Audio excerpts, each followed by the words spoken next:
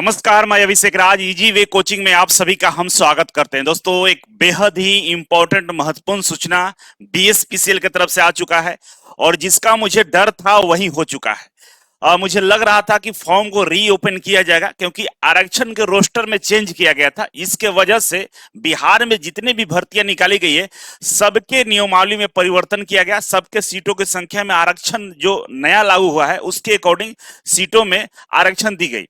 वैसे में मुझे लग रहा था कि बीएसपीसीएल भी ऐसा कुछ करेगा, लेकिन ये जो किया लेट से किया। सारे जितने भी फॉर्म निकाले गए थे वो थोड़ा पहले कर दिए, ये लेट से ऐसा किया। इससे बच्चों पे क्या प्रभाव पड़ेगा?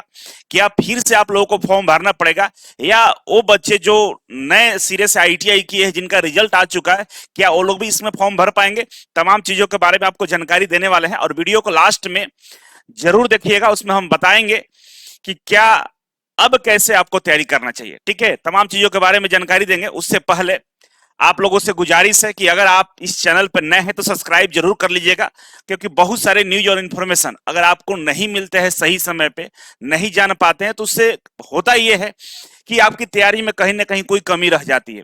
तो सब्सक्राइब करना ना भूलें।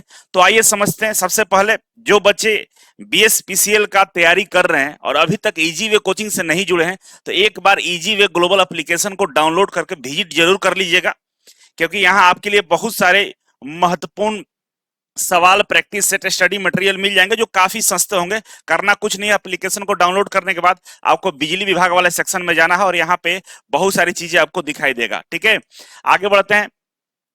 तो उन बच्चों के लिए थोड़ा सा हम बताना चाहेंगे जो अभी भी बैठे हुए इंतजार कर रहे हैं या बढ़िया तरीके से तैयारी नहीं किए, तो आप लोगों को बता देना चाहता हूं कि अभी समय बहुत है।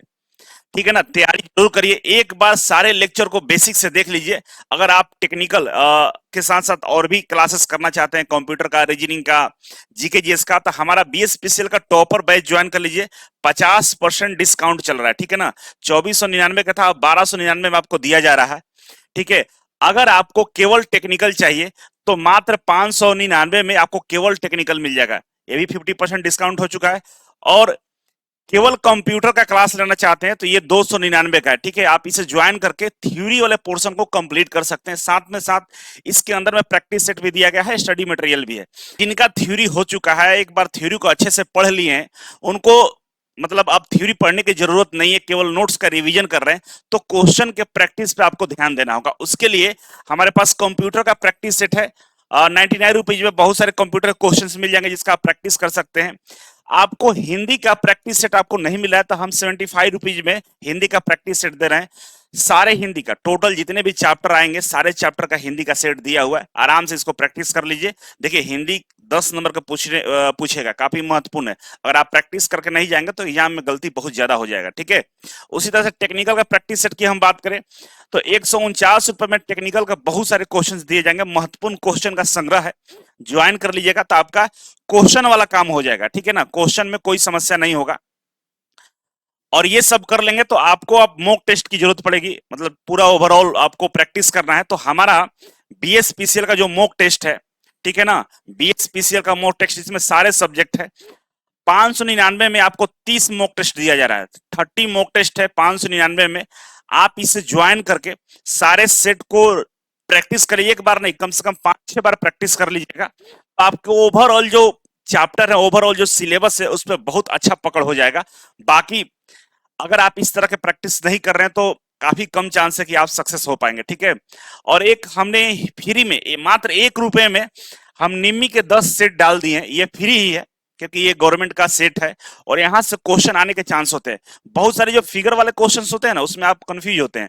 ये जरूर ले लीजिएगा, 1 रुपया प्राइस है, आप लेकर इसे 6 सेट है, आप प्रैक्टिस कर लीजिएगा। ठीक है, इतना सारा मटेरियल है, काफी सस्ता है, आप ज्वाइन जरूर करेंगे। अब आते हैं न्यूज पे। न्यूज क्या है भाई? तो समझिए न्यूज क्या है।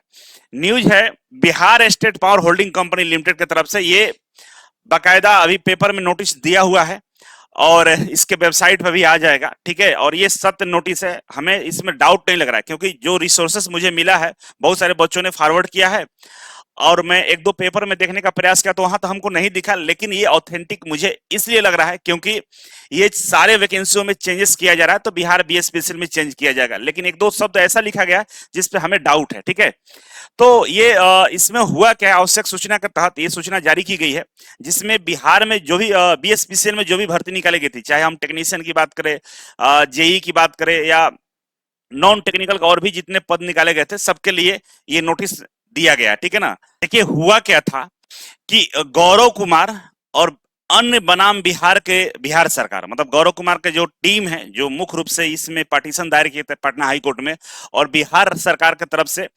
जो बहस हुई थी पटना हाई कोर्ट में, उसमें बता दिया गया था कि भाई जो आरक्षण का रोस्टर है नया जो बना हुआ है, इसको आने वाली भर्तियों में लागू कर दिया जाएगा। लेकिन इस बात को लेकर ये दोनों मामले सुप्रीम कोर्ट तक चला गया। सुप्रीम कोर्ट में क्या हुआ कि सुप्रीम कोर्ट ने आदेश दिया कि जिसका मेरिट लिस्ट जारी कर दिया गया है उसको छोड़ दीजिए, बाकी जो अभी भर्तियां जो चल रही है उसमें आरक्षण का रोस्टर लागू कर देना चाहिए, क्योंकि बिहार सरकार ने अपने आरक्षण की नीति में बदलाव किया। सुप्रीम कोर्ट बोल दिया कि इसे लागू कर देना चाहिए जो अभी भर्तियां चल रही है। इसी के संदर्भ में बिहार सरकार का जो समान प्रशासन विभाग होता है, यही सारे भर्तियों को देखता है, इसी के थ्रू ये पारित की जाती है। समान प्रशासन विभाग इसके बाद वित्त विभाग के पास जाता है, तब जाकर कोई भर्ती निकाली जाती है। तो समान प्रशासन विभाग ने लेटर लिखा किसको, जितने भी भर्तियां निकाली गई है, जो जो भी डिपार्टमेंट से भर्तियां निकाली गई, उनको लेटर लिखे बाकायदा बता दिया गया है कि भाई दिल्ली उच्च न्यायालय द्वारा जजमेंट दे दिया गया है कि जो भी भर्ती अभी चल रही है आरक्षण का जो नया रोस्टर है उसको लागू कर दिया जाए। इसी के संदर्भ में बिहार सरकार की तरफ से जितने भी भर्तियां निकाली गई थी सब में लगभग बदलाव हो गया था। केवल हमें लगता है कि बीएसपीसीएल का ही रोस्टर बाकी था, और इसमें भी अब बदलाव के लिए नोटिस जारी कर दिया गया है।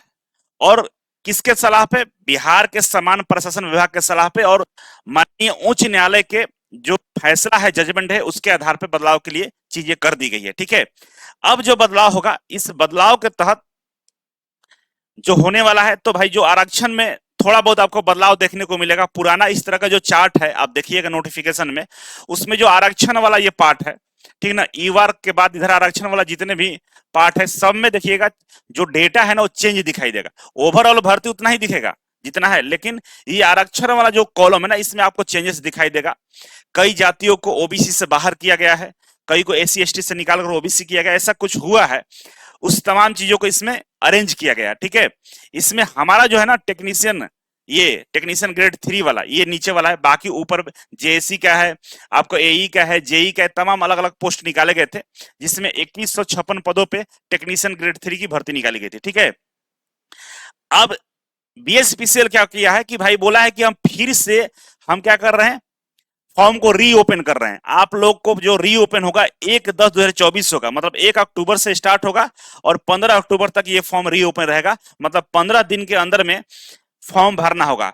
और यहाँ पर दूसरा नंबर पर लिख दिया है कि नए आवेदन करने की अंतिम तिथि, नए आवेदन करने की आरंभिक तिथि कितना है, 1 अक्टूबर है, और अंतिम तिथि है 15 अक्टूबर।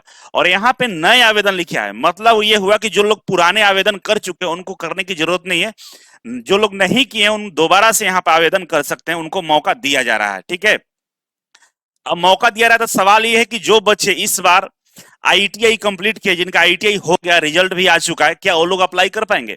तो इसके लिए यहाँ पे कुछ गाइडलाइन दिया गया है, नोट करके। अब इस सारे गाइडलाइन को हम 1 बाय 1 करके देखते हैं, इसमें उसका जवाब आपको मिलेगा। क में लिखा है कि वैसे अभ्यर्थी जो पूर्व में आवेदन कर चुके हैं उन्हें पुनः उसी पद के लिए नए सिरे से आवेदन करने की आवश्यकता नहीं है। जो पहले आवेदन कर चुके हैं उनको दोबारा से आवेदन करने की कोई आवश्यकता नहीं है। ठीक है, पहला कंडीशन है कि अगर आप लोग अप्लाई कर चुके हैं तो ये आपका काम नहीं है। जो रोस्टर में बदलाव करना है या सुधार करना है वो लोग आपके कैटेगरी के अनुसार वो लोग अपडेट कर लेंगे अपना। ठीक है, तो आपको अलग से नहीं करना है। दूसरा, नए अभ्यर्थी अपनी शैक्षणिक योग्यता अर्हता के अनुसार ऑनलाइन आवेदन भरने के पूर्व वेबसाइट पर संबंधित पद हेतु प्रदर्शित विस्तृत विज्ञापन का भली भांति अध्ययन करें। अब इसके लिए डाउट ये है कि बोला है कि वेबसाइट पर जो विज्ञापन का नोटिफिकेशन जारी किया गया है उसको पढ़ लीजिए, उसके अनुसार अगर आप योग्य हैं तो फॉर्म को अप्लाई कर दीजिएगा। नए आवेदन वालों को बोला है। तो जो वेबसाइट पर पब्लिश किया गया वो आईटीआई के रिजल्ट का पहले पब्लिश किया गया, और उसमें जो डेट दिया गया है कि फॉर्म के भरने के आखिरी डेट तक आपका रिजल्ट आईटीआई का आ जाना चाहिए। तो फॉर्म का आखिरी डेट तो उस समय कब था? वो पिछले महीने था।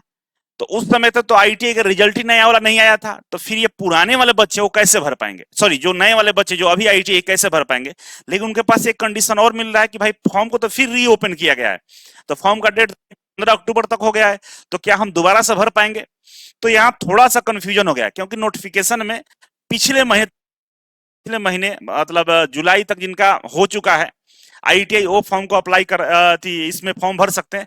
अब क्या हुआ कि फॉर्म को रीओपन करके 15 अक्टूबर कर दिया गया है।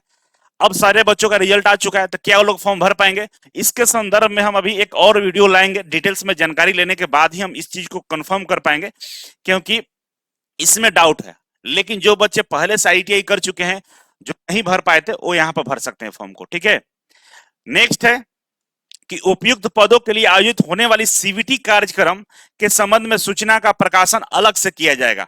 अब हो रहा है कि जो सीबीटी एग्जाम होने वाला है उसका प्रकाशन अलग से किया जाएगा। तो अब समझ लीजिए कि 15 अक्टूबर तक तो फॉर्म ही भरा जाएगा। ठीक है, 15 अक्टूबर तक फॉर्म भरा जाएगा। अक्टूबर में एग्जाम होने का कोई संभावना अब नहीं रहा। वैसे भी नहीं था, क्योंकि दीपावली है, दुर्गा पूजा है, छठ है, इसी महीने में सारे पर्व हैं। इस पर्व के बीच में बिहार में बहुत हर्षोल्लास के साथ मनाया जाता है छठ पर्व, और इसमें किसी तरह की कोई संभावना नहीं कि अक्टूबर में एग्जाम होगा। लेकिन मुझे लग रहा था कि ये बदलाव होगा, तो इसके लिए हम भी इंतजार कर रहे हैं।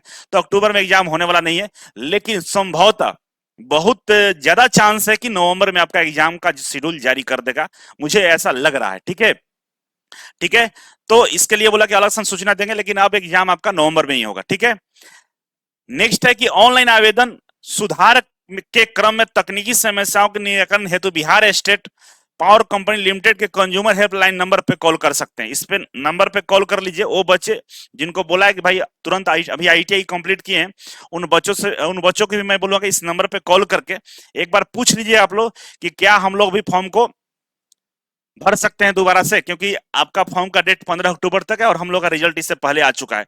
तो एक बार आप लोग भी कंफर्म करिएगा, वैसे हम भी पूछने का प्रयास करेंगे। ठीक है, अब इसमें चीजें जो दी गई थी उसके बारे में जानकारी दे दिए।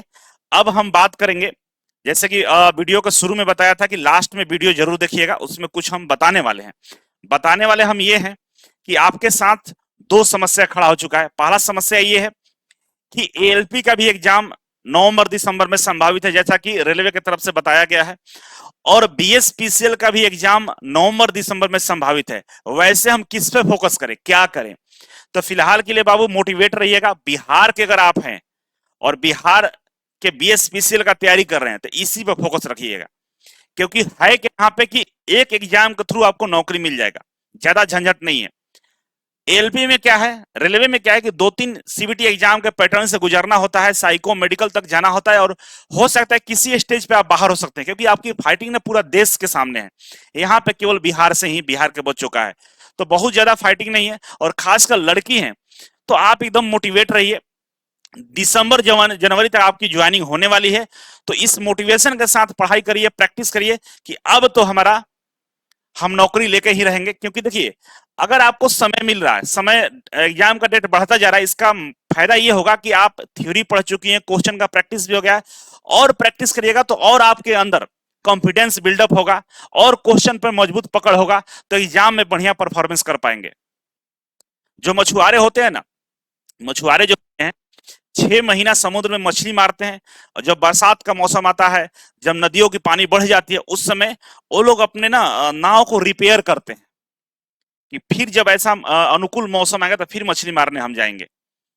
तो आपका कहना भी रिपेयरिंग चल रहा है, आपका अभी जो मौसम है रिपेयरिंग वाला है। अपने आप को रिपेयर करिए, उस युद्ध का तैयारी करिए जो सामने दिख रहा है कि संभवतः नवंबर दिसंबर में बहुत बड़ा भयंकर ओलंपिक होने वाला है, उसमें मेडल जीतना है आपको। उस चीज का तैयारी करने के लिए आप एक एक क्वेश्चन को बढ़िया से स्टडी करिए, क्योंकि अब समय है आपके पास। बढ़िया से इत्मीनान से बैठिए, जो क्वेश्चन गलत हो रहा है उसका प्रैक्टिस करिए, उसको समझिए, उसके पीछे थ्योरी क्या था, कंसेप्ट क्या था, गलती क्यों हुआ था, इस बात पर ज्यादा फोकस करके पढ़ाई करिए। निश्चित तौर पर नौकरी मिलेगा, सीटों की संख्या काफी ज्यादा है। डीमोटिवेट नहीं होना है और बहुत सारे एग्जाम के चक्कर में नहीं पड़ना है। आप सब एग्जाम का तैयारी करिएगा, किसी में भी आपका सफलता नहीं मिलेगा। बीएसपीसीएल पर फोकस करिएगा, सफलता आपको निश्चित तौर पर मिलेगा। और जो बच्चा अभी तक लगा हुआ है, आप आप ये मत समझिए कि आप पागल हैं या अभी तक लगे हम क्या कर सकते हैं। परिवर्तन ऐसा होगा कि रिजल्ट में पहले नाम आपका आएगा, और उस दिन आपको पता चलेगा कि नहीं, मैं जो काम किया था, जो अपने आप को कंट्रोल करके पेशेंस के साथ जो बैठा था, धैर्यपूर्वक तैयारी कर रहा था, उसका परिणाम आपको मेरिट लिस्ट में देखने को मिलेगा। इसी उम्मीद के साथ वीडियो को करते हैं अब बंद, और कमेंट बॉक्स में आपके कमेंट का हम इंतजार करेंगे। अगर आपको किसी भी तरीके का कोई भी सवाल है जो बीएसपी से संबंधित है, तो कमेंट बॉक्स में कमेंट करिएगा। 2-3 वीडियो और हम लेकर आने वाले हैं, उसमें आपका हम आपके कमेंट का रिप्लाई करने का प्रयास करेंगे। बहुत बहुत धन्यवाद। Thank you so much.